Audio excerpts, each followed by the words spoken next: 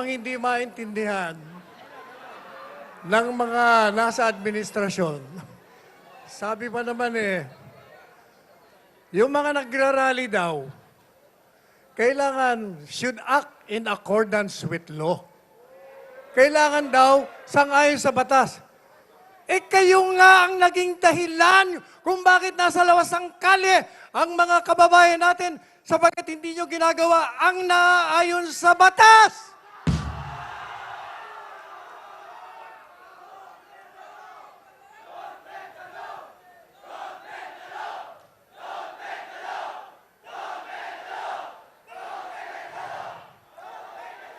Hindi nila naiintindihan. Sabi niya, bakit selective justice? Sus Mariosep. Selective justice sapagkat ang inuusig niyo lamang ay ang mga kritiko ninyo, yung mga naglalabas ng korupsyon, siya ninyong pinakukulong. Kaya selective justice ang tawag doon. Bakit hindi niyo maintindihan? Napaka-tangier niyo naman.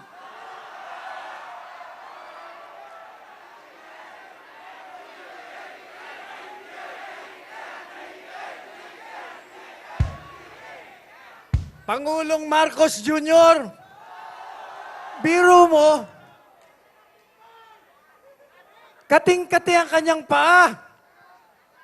Hindi mapigilan na pumunta sa ibang bansa habang ang bayan natin ay naghihirap, habang ang mga nasa General Santos ay humingi ng ayuda, hindi mabigyan ng katugunan ng kanilang pangangailangan, habang ang mga kababayan natin ay salat sa yaman, salat sa edukasyon, sa lahat ng bagay, nandun siya nagliliwaliw sa Canada. Anong uring presidente ka?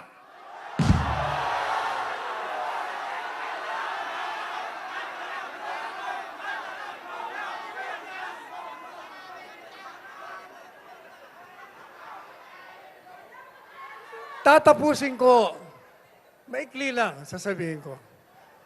Sa wikang dayuhan, alam niyo ba kung ano ang pinakamataas na batas? Sa wikang dayuhan, sinasabi, salus populi est suprema lex.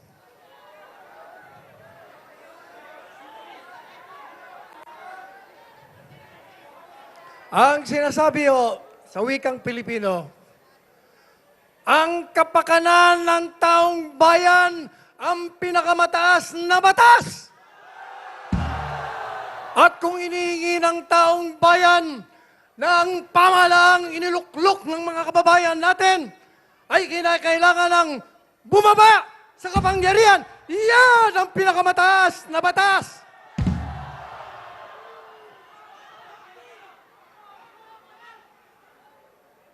Sila po ay inihalal natin.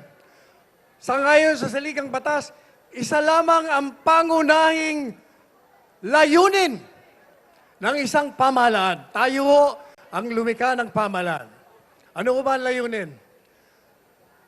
Sa ating konstitusyon, nakalagay doon, the primary purpose of the government is to serve and to protect the people. Ang pangunahing layunin ng isang pamahalaan ay pagsilbihan at bigyan ng proteksyon ang mga sambayanang Pilipino na lumikha sa pamahalaan. Tayo ba ay pinagsisilbihan nila? Tayo ba ay binibigyan ng proteksyon? Sila ba ay nagkakamkam ng kayamanan natin? Sila ba ay nagpapahirap sa taong bayan?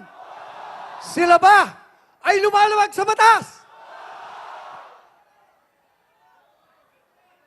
Hanggang ngayon, hindi nila alam yon. Nalalasing sila sa kapangyarihan. Nagpapakasasa sila sa pawis ng mga kababayan natin. Nagliliwaliw. Alam po ninyo, sa aking pagtatapos, may naalala akong natutuhan ko sa UP College of Law. Alam niyo kung ano?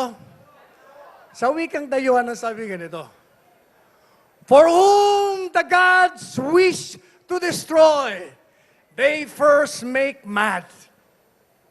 Ang mga tao, ang mga politiko, ang mga nasa kapangyarihan na gusto ng mga Diyos ng tadhana ay ibaon at ilibing sa lupa.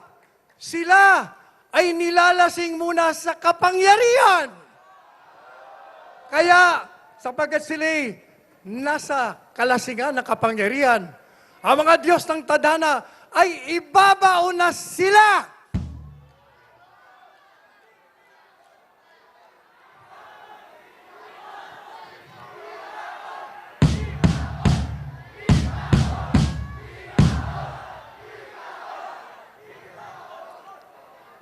Biro nyo slogan natin, we are one.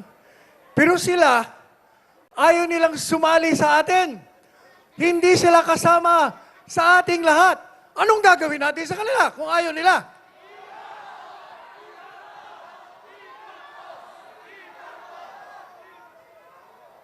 Kaya mga kababayan ko, marami pong salamat sa mga kapatiran ng Iglesia ni Cristo sapagkat itong kapatiran na ito ang nagpakita ng pagkakaisa. Yan ang panawagan nila mulat sa pool.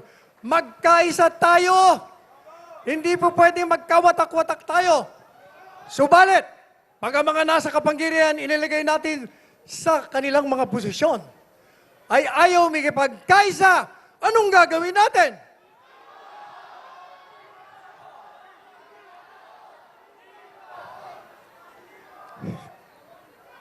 Hindi lang ibaon, ililibing natin.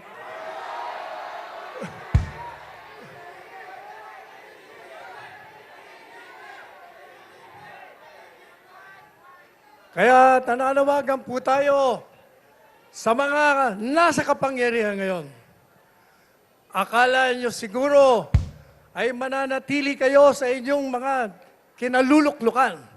But let me tell you this, sasabihin ko na sa inyo, nabibilang na ang mga araw nyo! Nabibilang na ang mga araw ng pagnanakaw ninyo! Nabibilang na ang araw ng paglabag nyo sa batas! Darating ang panahon, yung ginagawa ninyo sa mga taong kritiko ninyo, ang mga pinakukulong nyo, kayo ang ipapasok sa bilangguan! Kaya, manalangin po tayo. Sana magbago pa sila. Sana magkaroon ng pagbabago ang kanilang mga kalooban. Sapagkat pag hindi, maniwala kayo't hindi matatapos ang buwan na ito. Matatahimik na tayong lahat sapagkat sila'y mananahimik na. Ulitin naman natin. Iisa ang bansa. Isa ang lahi. Isa ang bayan. At isang kabayanihan. We are one.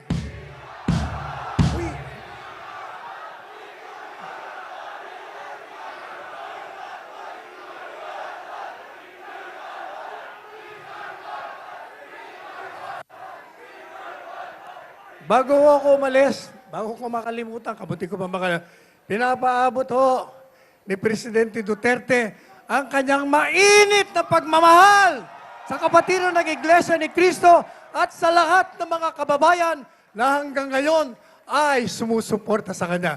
Maraming salamat, mga kababayan. We are one!